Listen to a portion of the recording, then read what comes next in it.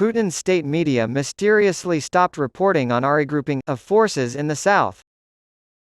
On Monday, two Russian state news agencies issued alerts claiming Moscow was moving troops to more favorable positions east of the Dnipro River, only to retract the information minutes later.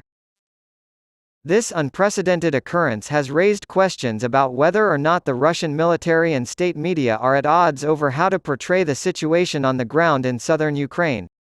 The Defense Ministry was quoted by RBC as saying, "The sending of a false report about the regrouping of troops in the Dnipro region, allegedly on behalf of the press center of the Russian Ministry of Defense, is a provocation." The Kremlin remained silent, claiming the issue was military-related.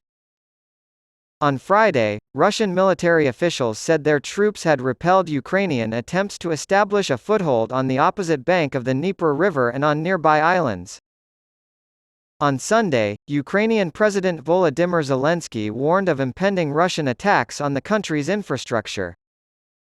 A day after Russian forces launched their first missile attack on Kyiv in about 7 weeks, Zelensky issued his warning during his nightly video address.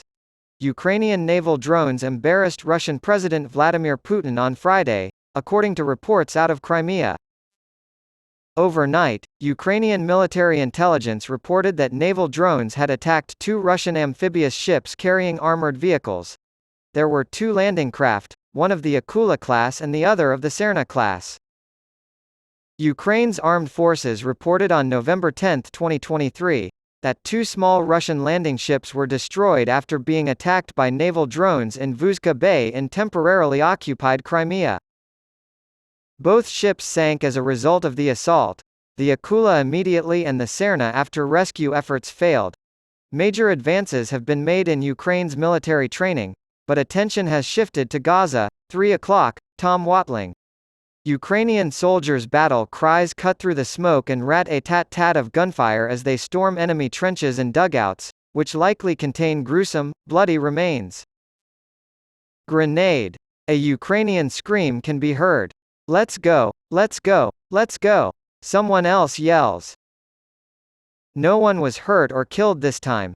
Because this time the bullets were harmless blanks and the enemy forces were actually French instructors sent to train the Ukrainians to become more effective fighters rather than kill them. The Ukrainians will soon return home and be sent to the front lines against Russia's forces, making the muddy war games they played in France all too real. Kyiv's intelligence officials claim that 3 Russian officers were killed in an act of revenge in an occupied Ukrainian city. According to the main unit of the Ukrainian intelligence service, an explosion occurred at a meeting attended by members of the Russian National Guard and the FSB intelligence service on Saturday in occupied Melitopol. The intelligence service of the Ukrainian Defense Ministry announced on Sunday that Russian seized post offices had been the scene of a vengeful attack by local members of the resistance movement.